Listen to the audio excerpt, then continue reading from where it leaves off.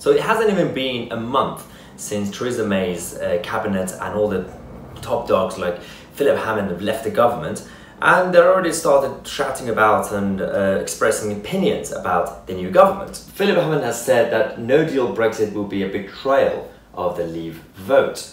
The ex-cabinet minister argues that there is no mandate amongst voters or within Parliament to create the EU with no divorce agreement. That's really interesting because I'm pretty sure it was the same Philip Hammond who said this only a couple of years ago.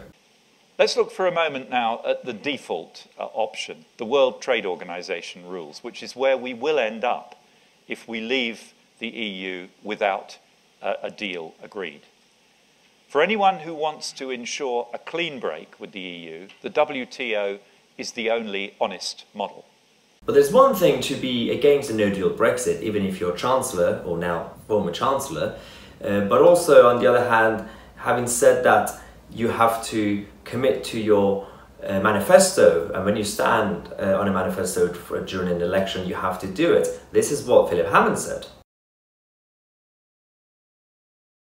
It is not a choice. When you make a promise to the electorate in an election manifesto and they elect you, then you have an obligation to deliver on that promise. It's right and moral and conservative policy to deliver on the commitments that we make in our election manifesto. People have a right to expect that when politicians go before them in a general election and make a very clear commitment, they deliver on that commitment. Okay.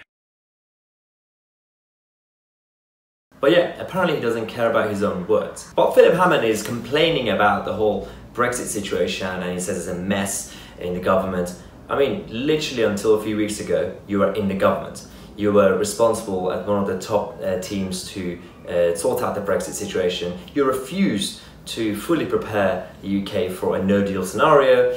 You sold us this deal that obviously no one wanted and refused to compromise. I mean, take some responsibility. But people like Philip Hammond have been saying for a long time, all these Remoaners, saying that there was no deal or WTO Brexit on their ballot paper. Well, sure, if we say that, even if we accept that, but that also means that there was no soft Brexit option or a deal option on the ballot either. There was no form of Brexit on the ballot paper, it was in and out. But when these Remoaners say that, okay, we get that, but no one actually warned us about a possibility of a no-deal scenario, well, I say, watch this. And what was not debated in 2016 was the likelihood that we would end up leaving the EU with no deal.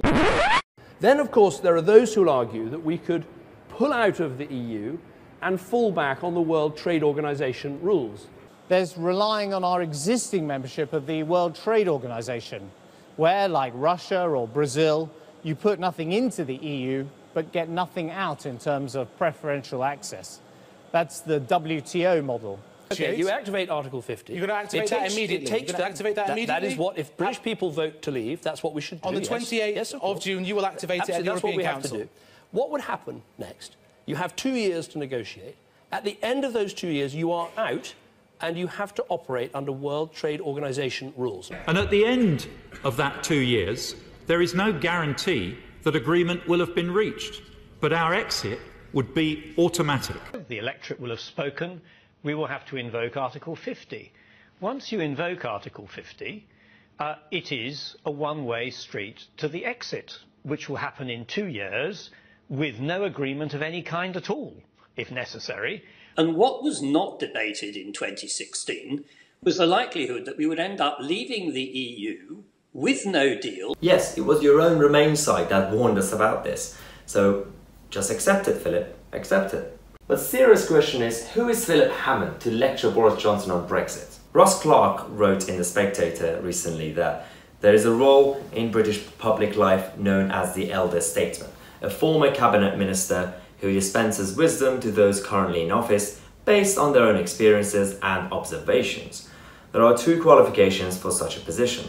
Firstly, that you leave a decent period between leaving office and setting yourself up in the role, so that it is clear you are not simply trying to settle old scores. And secondly, that you are prepared to take an objective approach to your own time in office, admitting to mistakes, saying how you would now approach the problems that you faced in office, with the benefit of hindsight. Philip Hammond fails on both grounds. So my advice is, whilst we are delivering a very, very hard Brexit at the end of October, Philip, take a holiday. Go somewhere, have fun, while you can.